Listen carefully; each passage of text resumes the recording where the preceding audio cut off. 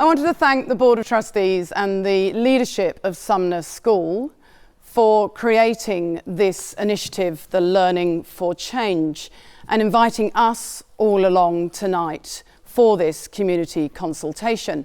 So I was lucky enough to be part of, along with Trevor and probably quite a few of you here, back in 2006, was it Stuart, Darren? When you had your last? 2008. So back in 2008, Sumner School had their last community consultation over there in what was the little library. And going along to that really brought it home to me for the first time how symbiotic this relationship is between Sumner School and the Sumner community. So we know as parents, and as Billy said, I've a parent here at the school, been a parent at the school, 3 children through this school. We know as parents that we do give quite a lot to the school. But actually going to that community consultation really made me realise how much the school gives back to the community and how much it opens its doors to us as the community. And only recently I've been marvelling at the new basketball courts, and here standing tonight in the hall, we wouldn't have been able to have a community event like this if it wasn't for the forward thinking of the Board of Trustees over 5 or 6 years ago when this hall started to come to fruition.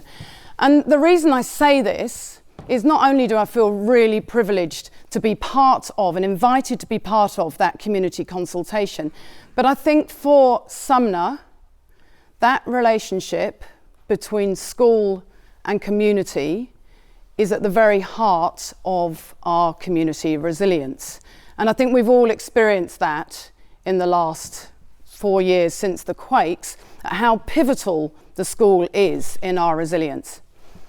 So as an academic researcher, I get to read lots of peer-reviewed academic journals, which is great fun. And at some point last year, a conference paper passed my desk that was called "Is Community Resilience Greater than the Sum of Its Individual Parts?" And that really resonated with me because it really got me thinking about what is community resilience and where does it come from. And I can honestly say, having gone through the year that our family have gone through, I know how resilient I am, and I know from my academic work quite a lot about resilience, but I had never appreciated how much more all of you could make us as a family, and how much more resilient and strong and supportive you could all be to us to enable us to get through that journey. So I also wanted just to take this opportunity tonight to thank you all for doing that and making what would have been a much lonelier, tougher year without you. So I'm going to talk to you a little bit tonight about my work and how it relates to schools. Some of you, I think, know a little bit about what I've been up to these last 5 or 6 years, and some of you have probably scratched your heads and wondered why that mother of 3 was suddenly off to Philadelphia backwards and forwards over a year. So, like most or many good things in Sumner, it all kind of started with a bike ride. So back in 2009, I'm a freelance journalist, and I was doing a lot of biking that year with 3 kids at school here. I clearly had much too much time on my hands. And I started biking with Ali McCormick. And sadly, Ali, don't think you're here tonight, couldn't be here tonight. But she introduced me to this new academic field of positive psychology. And before I say anything else about what positive psychology is, I would just like to point out to you that at this point, I was a journalist, so I quite kind of trained to be cynical and skeptical. And not only that, but I'm a whinging POM. So putting the words positive and psychology together in one sentence was enough to make me run a million miles. So once I kind of got over that it's not really the name for the field I would have chosen. But once I'd looked further into it, I started to understand that the reason it's called positive psychology is that until the year 2000, when a famous psychologist called Marty Seligman became president of the American Psychological Association, until then, all of psychology was about fixing mental illness. So effectively, it's all, you might say, negative psychology. It's all about getting people from, say, -5 back up to 0, back up to par. And when he became president of the APA, he turned to all of his profession and his academics and said, hey guys, we have done a really good job of treating and identifying mental illnesses, but how can we possibly hope to prevent this, to stem the tide of this incredible epidemic of depression that is afflicting our nation if we don't actually know anything about the positive side of the mental health balance sheet? So you'll have to forgive the field for its slightly odd name, because that's why it's called positive psychology. And increasingly, what I'm involved in now is a field called positive education, which is a subfield of positive psychology, which is all about why we are lucky enough to have these guys here. Positive education is about applying the research and the findings from positive psychology in an educational context. So what happened back from those bike rides was that I made the fatal mistake of discovering that if I could get myself on a plane to Philadelphia several times in a year, I could go and study my Master's in Applied Positive Psychology with Martin Seligman at the University of Pennsylvania. The year I turned up there, they had just been contracted to train the entire US Army in the psychological skills of resilience. So the general had gone to Marty Seligman to say to him, we've got a really big problem here with mental illness and post-traumatic stress within the army. What can you do for our soldiers? Is it actually possible to teach soldiers to be as psychologically fit as they are physically fit? So they had just taken on this contract, and Ali, who went with me to Philadelphia, ended up doing some of that military resilience training. I came back to Christchurch with my newly minted Masters in Positive Psychology and was kind of twiddling my thumbs and trying to work out what I was going to do next. And then the earthquakes hit. So I went from being a freelance journalist with this kind of slightly flashy degree and not quite knowing what to do with it, to suddenly having a city in tatters that we all know so well. And what happened was a few companies came and approached me and said, okay, so apparently you know something about resilience. Can you come and help us and train our employees at this really tricky time and make them resilient? What do you know about employee well-being? So I kept getting these calls, and I did some work for Fletcher's and Search and Rescue and the Ministry of Ed. But it then really struck me that the number one question they were all asking me was, well, what is resilience? And what is well-being? And actually, if we're going to promote it, how do we measure it to know that the strategies and programs that we've created are actually working? So that, in a nutshell, has been my PhD for the last 3 years, really looking at if we want to prevent mental illness and we want to promote well-being, then we need to decide what well-being is, how to measure it, and to know whether the programs we put in place are really effective. So that's become my PhD, and I'm now just going to whisk you through some of the research and some of the mental illness statistics to make you realize why well-being has become such a hot topic in the last few years throughout the world and here in New Zealand, but also now why well-being is becoming discussed so much in school context. So if I can make this work. Okay, so what we know is that 29% of 16 to 24-year-olds have suffered a mental illness in the last 12 months. Put your hand up if that surprises you. It's a pretty staggering figure, isn't it? What's more than half of all adults who have a mental illness were diagnosed as children. And the problem here is that depression is a recurring illness. So if you get it very young, it means you have it more often throughout your life. There's been a 10% increase in prescriptions for mood stabilizing drugs for children 5 years and over in the last 5 years. And this is a Pharmac figure. And the really illuminating point in all of this is that previously in psychology, we've managed to identify the people who are at risk for mental illness. And we kind of thought we had that pretty sussed.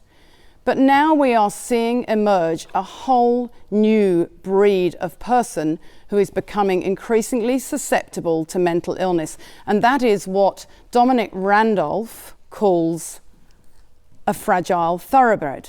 So Dominic Randolph is these guys' principal at Riverdale Country School in New York. And he was one of my instructors when I was at the University of Pennsylvania.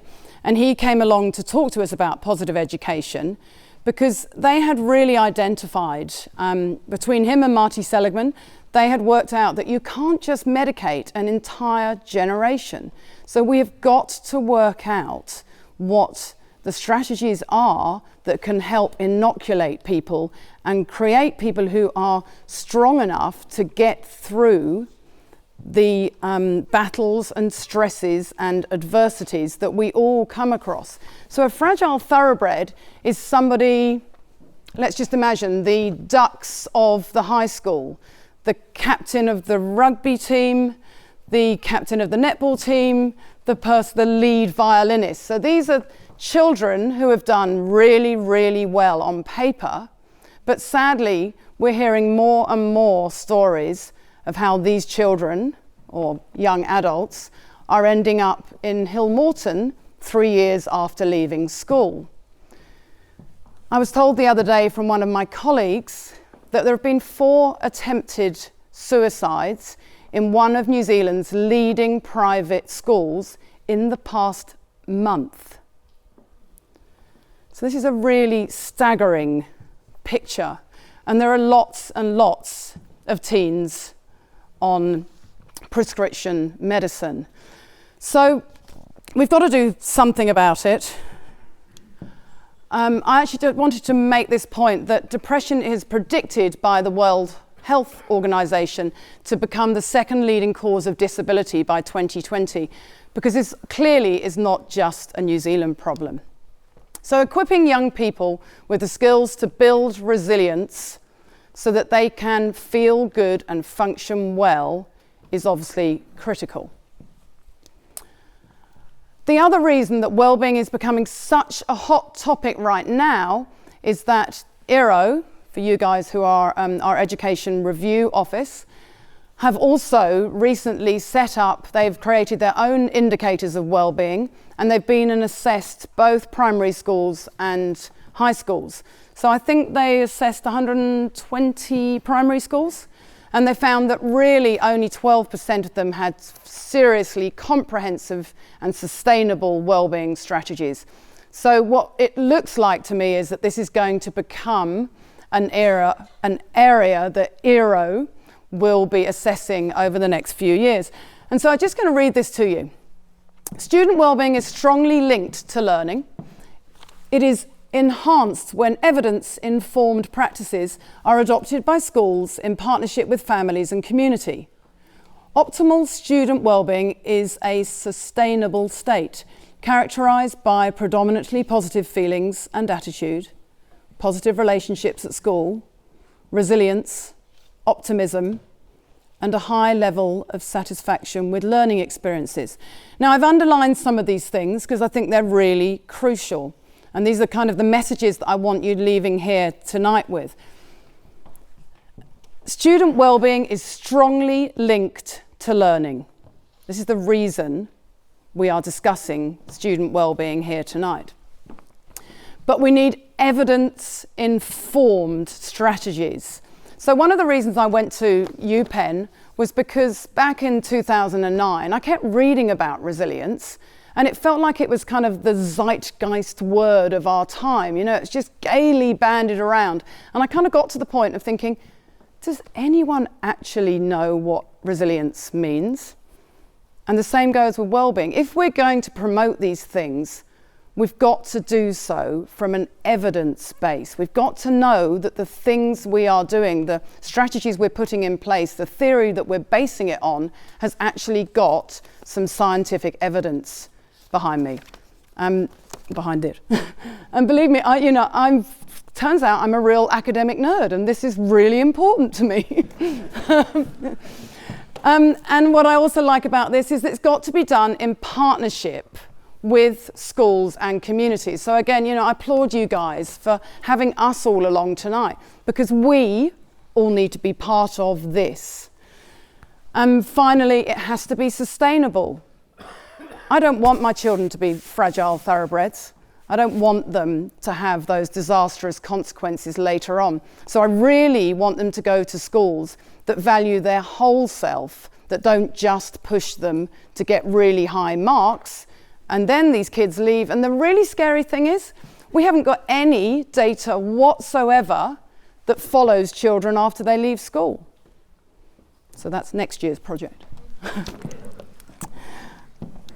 Okay, I'm just going to play you, hopefully.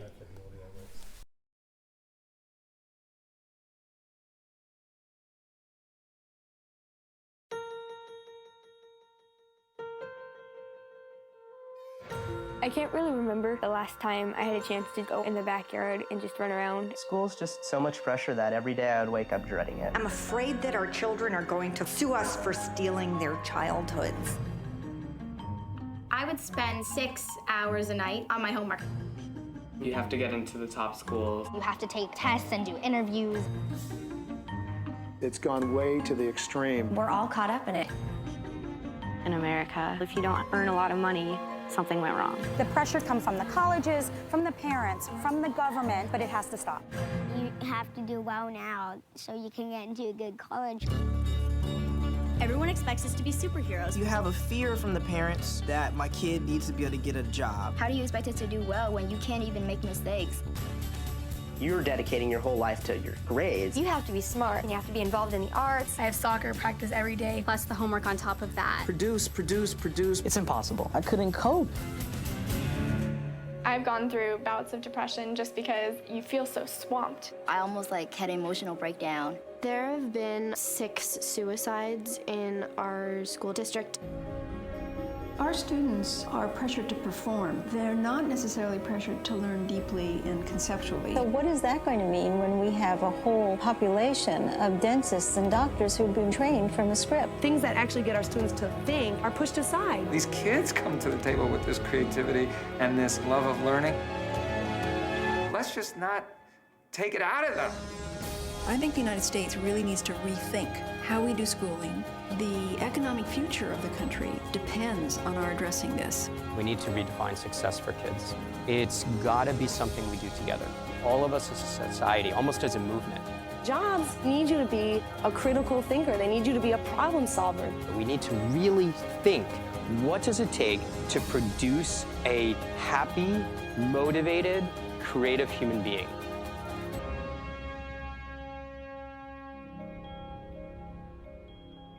Has anyone seen this movie? Have you all seen it? Okay, it's a big movie in America. It's about the fact that we are putting so much pressure on our kids, and sadly, lots of that pressure does come from us as parents. So go and Google this, and then you can watch it in the comfort of your own homes. Okay. So if we're looking at promoting well-being and resilience in schools, it's a good thing that Ed and Paddy aren't here because they would kill me for putting this picture up here. Aren't they cute? One of the evidence-based strategies is to identify and then use your, what we call, character strengths. So who has done in their lifetime a strengths assessment through work? Oh, you've done yours through school. And the guys who have done them through work, which strengths assessments have you done?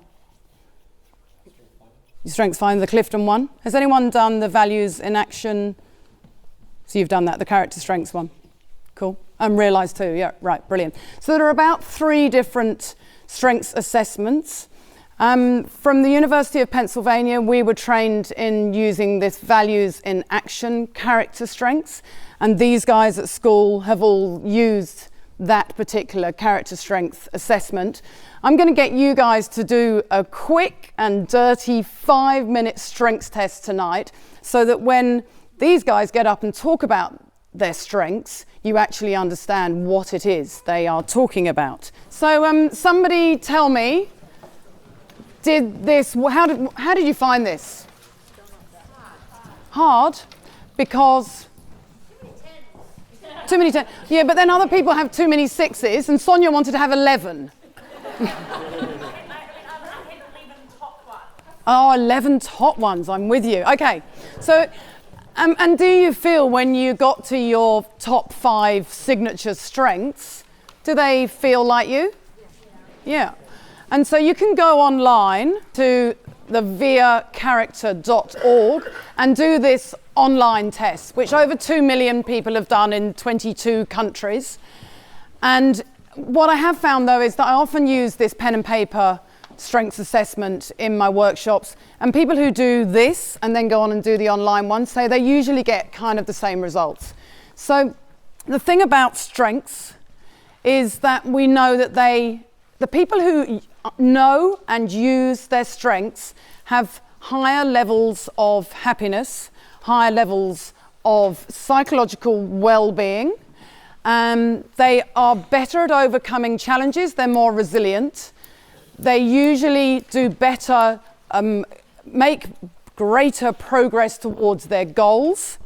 And I did a study just recently as part of my PhD where I'm lucky enough to have access to a database of 10,000 New Zealanders, which is what we call a representative sample. So we have given a wellbeing questionnaire to 10,000 people in New Zealand, and when we match the demographics of that sample and we compare them to the New Zealand census, we can tell that we've got a really good sample. So the conclusions that we draw from this sample, we know actually apply to all New Zealanders.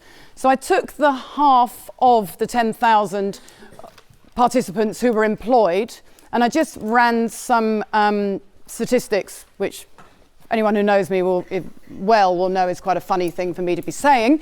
Anyway, and so I ran some analysis on these workers, New Zealand workers, and the first thing I did was I created a group that comprised the people who had the highest levels of feeling good and functioning well. So the people with the highest well-being.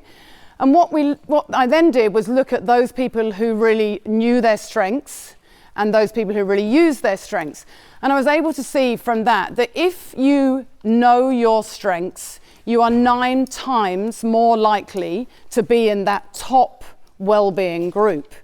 But if you actually use your strengths, you are 18 times more likely to be in that top well-being group. So we can see from this that actually knowing and then really actually using your strengths every day in work, love and play really makes a difference to our well-being, our engagement, our academic scores. Absolutely all sorts of positive outcomes come from knowing and using them. So as I say, you can go online, and these guys, have you all done an online, this particular test? So at what year when you come into school do you do this test? How old are they typically? It starts for us 6th grade.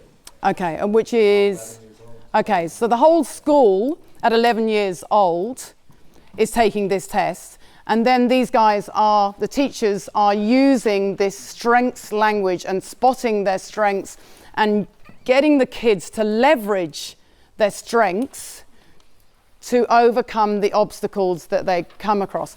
And Milton and his team are going to talk to you a little bit more later about what that actually looks like in the school. So I'm kind of here today to give you some of the research about it, but we're really lucky to have these guys here because they're doing it. And they were one of the first schools in America to kind of lead this strengths-focused charge.